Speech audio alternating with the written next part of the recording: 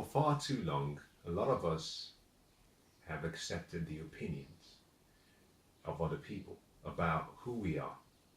We've accepted the views, we've accepted the comments of other people about our life.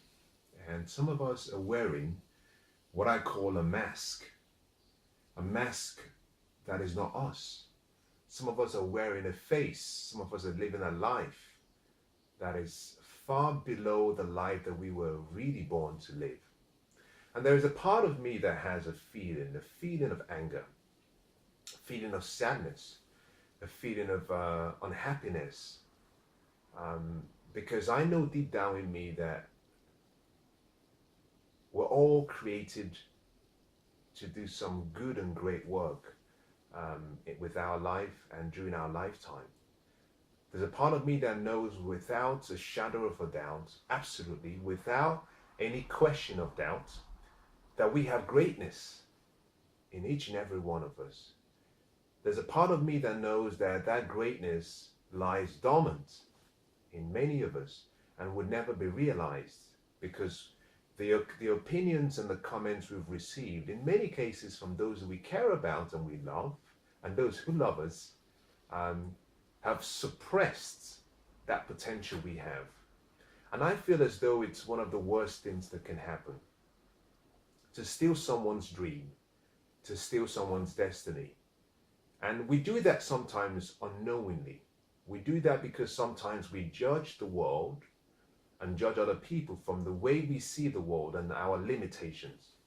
You know, a father says to his son, when a son at the young age decides, I want to be the president of the country, the father says, well, you know, we're not from a wealthy family, and you know, we can't even afford you going for your education and going to school, so how could you become the president?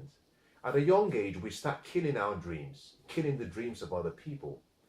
And there's a part of me that feels that at the end of the ages, should that ever come, should that time ever exist, that there will be two groups of people. The first group of people will be those who live the true life that they were born and destined to live. And there will be another group of people who sadly never really understood their purpose, never really understood their potential, never really manifested their greatness, primarily because of the philosophies and the opinions and the comments of other people about them. And so what I want to ask you today is the question, is the life you're living right now, is this your life? And are you living your life according to your terms? Or are you living a life based on someone else's standards? Are you running a race that has been set by someone else? And do you even know where the finish line is?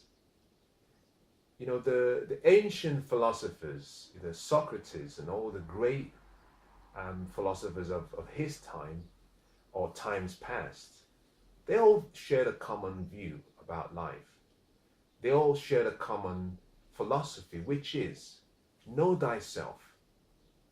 Know thyself, because if you don't know yourself, then you cannot become who you were born to be. But also, if you don't know yourself, and if you don't know who you are, then you don't even know who you're not. So when people make suggestions and opinions of you, you might find that because of the pressure you have around you, because of the need we all have within us to feel connected to other people, we adopt the philosophies and the views and the images of other people about us. And we start to live a life based on who people think we are, rather than who we know we are. So my question is, are you living your life based on the way that you were born to live, or are you living to someone else's opinion?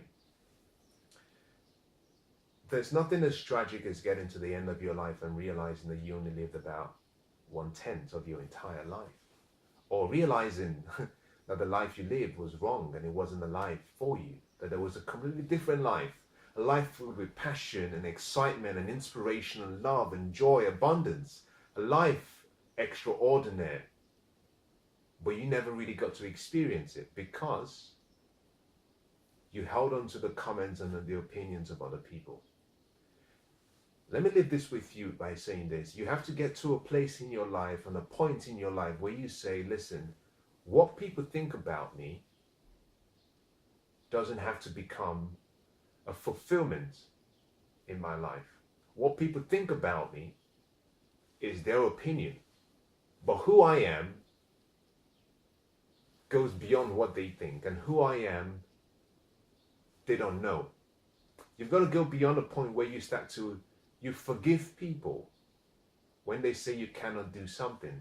You forgive them not because you pity them, but you forgive them because you know that the vision that was put in your heart was not put in their heart. And if they could see the vision, the way it was given to you, that their comments about you would be different. So you forgive them because they act from a place of ignorance rather than a place of knowledge. To become who you were born to be, you have to let go of all the self-limiting beliefs. You have to let go of all the self-limiting thoughts you have, particularly the ones within you. Because in many cases, the enemy is not without.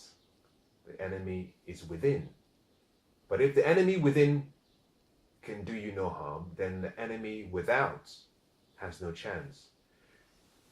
Every day you have to stand guard and protect your destiny and protect your future. In many cases, the negative thoughts you have come from within. And I call those the thieves who have come to rob you of your destiny of the future. And except you go and do battle with your enemies, you will not succeed.